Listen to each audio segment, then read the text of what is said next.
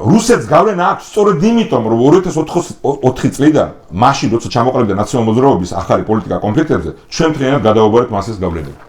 აი ეს რომ გახმევინა ბატონო პატა. ესეთი უტიფრობა რომ იქამდე რუსეთს გავლენა არ ქონდაო და 2004 წლიდან მოიპოვო. ეხაც იმედი არა 2004 არა ეცი რა არა ასე საკეს 20 ასე ხტუნობთ იქეთ ბუჩიდან იქეთ კამბოჯაში და ვიეტნამში ეს არ გამოვა არაფერი რა. თუ ლაპარაკობ რაღაც კოკულ თემაზე ვილაპარაკობ 4 წელს რა ხდება? 4 წელს იწყება დაძაბულობა ცხინვალში.